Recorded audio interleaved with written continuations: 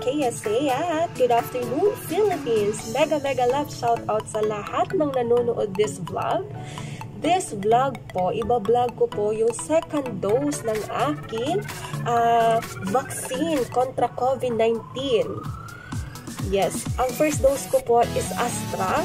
So ngayon po, is open na po yung KSA Saudi Arabia sa age po na 30 and above. So, nagpabook na po ako this coming July 13, 2021. Today po, afternoon, 2:30 in the afternoon, yung vaccination ng second dose ko. Hinintay ko po siya almost 4 months. Pero last time na sinabi sa akin ng first dose ko, kailangan ko magpaturo after 3 months ng schedule ko. So, last March 11, 2021, nagpa-vaccine po ako ng first dose ko. So, March, April, May, June. Dapat June po is naka-second dose na ako. Unfortunately, hindi po available yung Astra dito sa Saudi Arabia. Iba po yung available. At isa pa, hindi pa sila nagbubook ng another second dose. Same na sa akin na Astra. So, nakakuha kami kahapon. Starting kahapon po, nakakuha kami ng slot. At eto na po yung schedule ko for mamaya. Yes. Need po talaga ng schedule para makakuha ka ng second dose mo dito. At same po na Astra yung ipapaturo ko sa second dose ko. Yung dito po sa Saudi Arabia, karamihan po ng mga kasamahan ko dito is first dose nila is Astra at nag-second dose sila ng Pfizer. Marami na po naturukan dito. Alhamdulillah, wala naman po sila naramdaman. Pero sa aking pong side, hinintay ko talaga na mag-open ulit yung Astra. At i-grab ko na to ngayon for second dose ko. Almost 4 months po bago ako maturukan ulit ng second dose. Hintayin natin at i-update ko kayo kung ano yung naramdaman ko ng second dose. Na same po, Astra pa rin yung second dose ko.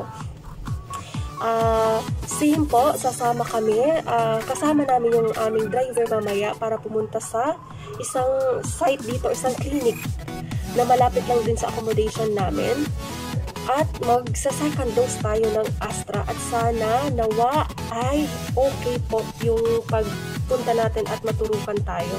So, samahan niyo ako mamaya at i-update ko kayo sa more update na matitingnan natin kung sino-sino yung mga kasamahan ko mamaya at ano yung magaganap doon. See you!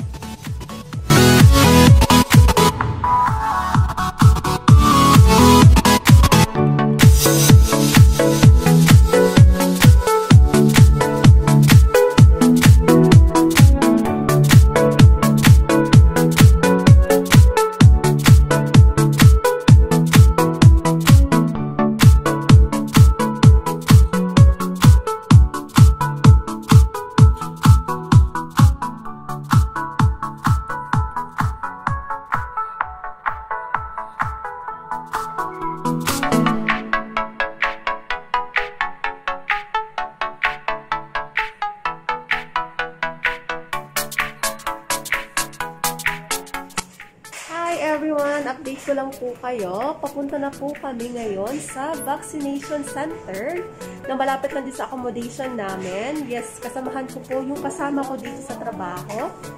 Yes, nakaabaya po tayo. Ate Bay, say hi! Hi! 28, yes, kasama po siya sa pagpapabaksin ng second dose namin. See you there!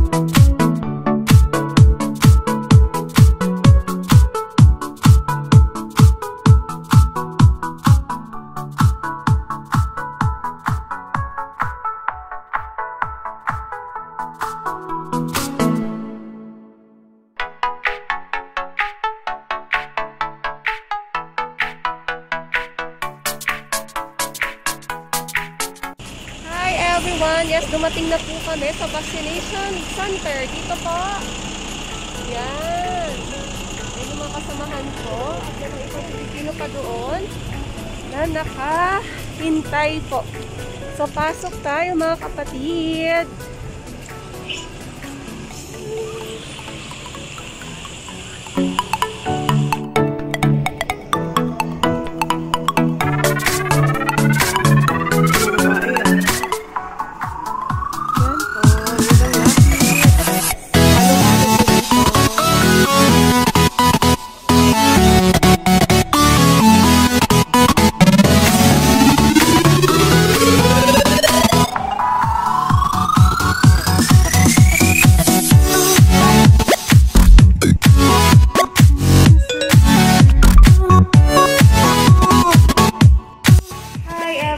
Nakapasok na din ako. Nahirapan ako sa labas kasi chinek pa lahat ng mga requirements. Yes.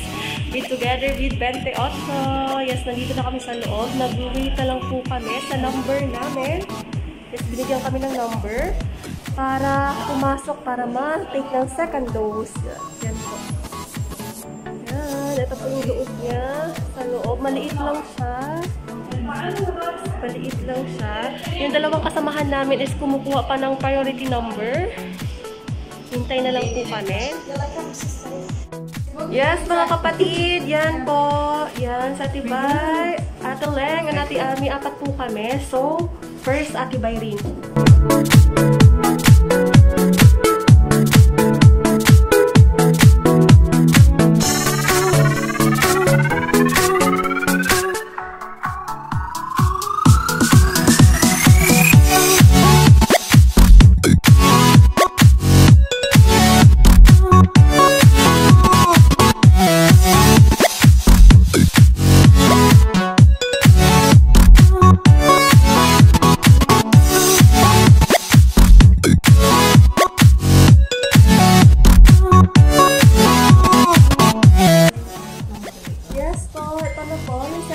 Natin at napurok na siya.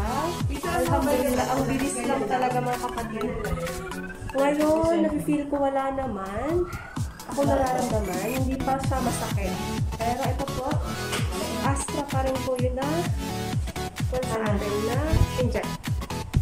So ito po yung na-inject sa akin.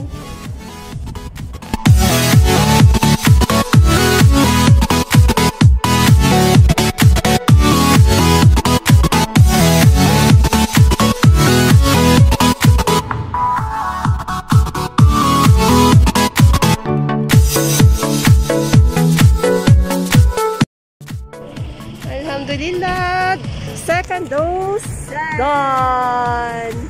Yes, Ate Amy, second dose done. Yay! Yay! Sana okay lang yung second dose namin at hindi naman siguro kasi Astra to Astra naman kami. Hindi namin na-try yung Astra to Pfizer. Inshallah, sana maging okay at walang komplikasyon yung pagturok ng second dose namin ngayon mga kapatid. Babalik kami sa workplace namin. Nandyan na din yung driver namin. Yan po.